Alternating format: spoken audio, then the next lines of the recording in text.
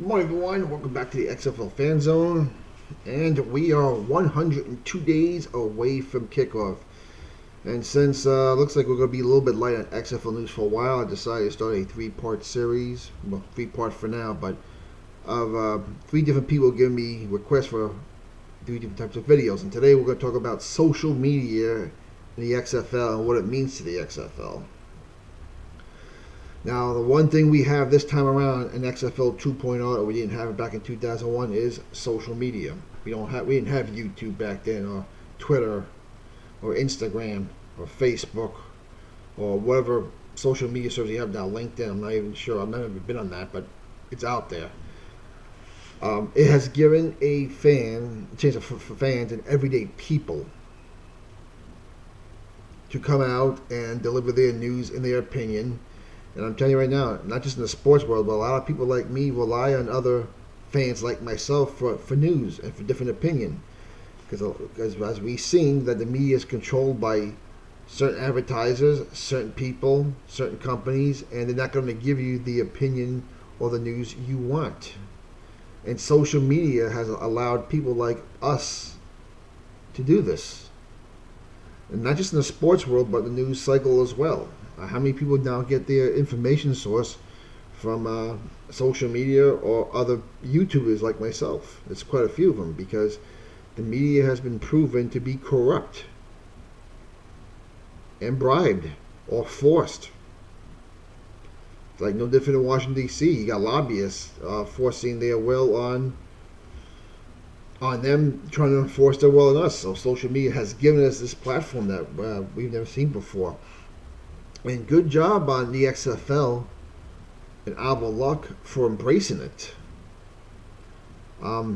This is something the AAF did not do a good job of. I mean, it was bad enough the AAF did not have a good TV contract. I mean, they were on the NFL network, they were on the CBS Sports Network, but those are premium channels. And when they weren't on there, sometimes they got a TNT game, which was good, but TNT is not exactly a sports network. CBS came along and was going to do a couple of games, but they never got around to it because they shut down. And of course, then there's the embarrassment of putting games on the Bleacher Report, where instead of watching the game on my TV over there, my 40-inch up there, or my 60-inch upstairs, or the 50-inch I have in my bedroom, I'm resorted to a 20-inch computer screen. Now, I'm glad it's available, but it didn't help the league. Well, we have four major networks now. We got ESPN, ABC, Fox, and Fox Sports 1 covering the XFL, which is awesome. We need this exposure. This is what Vince wanted. This is what Vince needed. This is what we needed if we're going to spread the word about this football league. I can't tell you how many times that people text me, hey, what channel's that game on, Matt, from the AAF? It's on CBS Sports Network. Well, I'm on CBS now. I see this program. I said, no, dude. Not the CBS network, the CBS Sports Network. I have to say, if you have DirecTV, it's channel 221. They tell me, I don't get that channel. It's a premium channel. Well, the TV contract is not going to be the problem this time. We have a TV contract, a real good one, and probably the best one since probably the USFL and the World League of American Football, which was covered by both the ABC network and the ESPN network. So we've come full circle now to 2020 with the XFL. But it's going to be people like me and you who are going to make this thing work.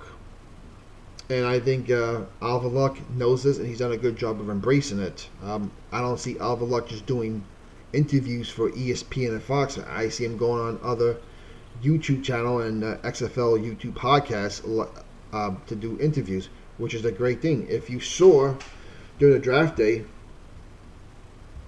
it was not ESPN or Fox that was covering the draft, even though those are TV partners.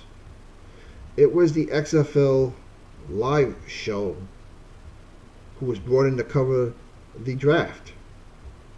Now, if you never heard them before, they're pretty much a bunch of IT guys who do this for a living, who set up their own channel and had a passion for football. So they took their passion of football with their skills in IT and they made their own channel, and they've done a real good job of it. I like their show. I watch it all the time. And Alva Luck invited them to the day of their draft, so they were the only ones covering the draft there. So in between the hour and a half periods of different phases, they were doing different shows on that phase, and Alva Luck came on, and I think they had a few guests, and I thought that was pretty awesome. So the average fan is being brought in to talk with the commissioner of the XFL and being able to cover it from a fan's perspective, not a news reporter's perspective, but a fan's perspective. Now, obviously, these guys are going to be doing this. They're also kind of reporters, but they're on their own time and they're on their own dime, from what I see. There's no one sponsoring them. Now, I'm sure there was stipulations on what Alva Luck was going to allow them to ask him. Maybe, maybe not. I don't know. But still, to see average fans like them do something like that was absolutely awesome. Then you have another show I've come to like, XFL St. Louis Live, which I think comes out every Wednesday, I think 8 p.m. Central Time. Big Arlington Lane, the crew over there, have done a good job. I first found out about them on another site, a World Football Discussion with John Turner and Stacey Ashton. So once I saw him on that, I went over to that the next, I think 2 nights later, got a glimpse of their first show, and I enjoyed it. They do a good job. Again, average fans doing the job we want done. Doing the job the mainstream sports media will not do. And again, I will say, again, people like John Turner and Stacey Ashton at a World Football Discussion Group.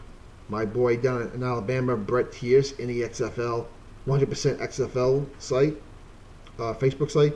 I encourage you to join that. The two biggest, I say the most active, from what I've seen. I'm part of a lot of Facebook XFL groups, as well as a lot of the single teams. I run my own group and I moderate other groups also. Is that we're seeing fans take a bigger part than we have ever seen before, and that is awesome. And if a solid league like this is going to succeed, well, if we don't come out to see the games, you're not going to survive. If we don't come out and buy your merchandise, you're not going to survive. If we don't give you the TV ratings, you're not going to survive. And if you don't cover the things the way we like it, well, then we're going to do the job for you the best we can. Now, I'm just a small guy here in my man cave giving you my opinion, but there are other people out there who I enjoy listening to. I just gave you a few. But let's see. I just saw another one the other day. His name is McKinney.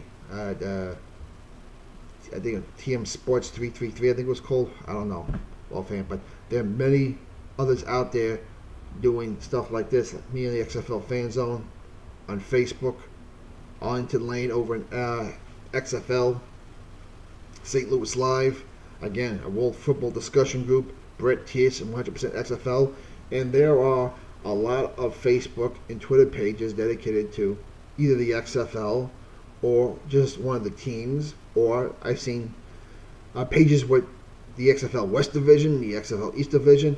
Now, the activity in all these pages obviously varies. Now, the more you get, the more it gets watered down. But I think it's a great thing. And we're going to make this league survive like we made the Major League Baseball survive, the way we enriched the NFL, in the NBA, the NHL, college football. It's us. But with this being a new league and us taking center action right now, we're going to be the ones that really push this league over the edge. I mean, so I make it go, make it launch. It's not going to be the networks. The networks will give it a shot. They'll invest some money. But it's people like us, the real football fans, the people who want this spring league, that are going to make this league work. They're going to make this league hopefully expand after 3 years to more than 8 cities. And I think it's a beautiful thing. The average Joe, the average football fan, can come on to something like this, all the others I mentioned, and give their opinion and talk to other fans. To the point where Alva Luck noticed it and he has used it and he has embraced it. Now I hope this continues in the future. I'm hoping that as the bigger they get, they don't forget about us like the NFL has, which is what turned off a lot of people to the NFL. It has not become very fan friendly. It's become almost very elitist. It used to be that the having a season ticket at the lower bowl of NFL Stadium was mean you had a better seat. It didn't particularly say you were a different class of person or fan, but that's what it's become now. And I'd say in pretty much all the major sports, and I'm hoping this league, which has allowed me to afford a season ticket behind the end zone, row 4 in the lower bowl, get to watch some pro football for once. My advice to Vince, now the luck, we're going to make you, we're going to break you, but if you succeed in the future, which I hope you do because I want this thing to work, don't forget about us as you get bigger. Don't be like the NBA, the NFL, a Division I college football. It has become a very an elitist sport in those leagues almost. And average fans like us usually get pushed out in the cold. Well, you said you're gonna make this fan friendly and very fan active. We're gonna hold you to it.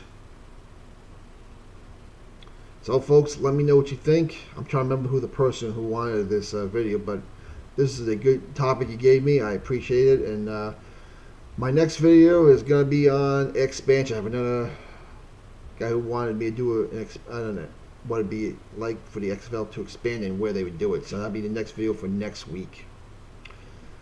Folks, 102 days away. 5 weeks away from minicamp. 3 weeks away from the XFL jerseys. We're getting closer and closer. It's becoming more of a reality. I cannot wait. I'm actually looking forward to this more than in the NFL playoffs, especially with my Giants being terrible.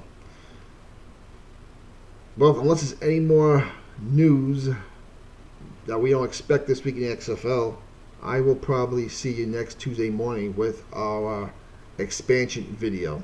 Alright, folks, we'll talk to you later. Go XFL.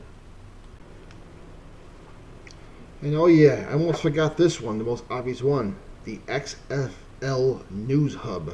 Pretty much the original XFL news source. They were the first ones out from what I remember. Someone correct me if I'm wrong. And they're the first ones to have their own app, and they're the only ones that have their own app.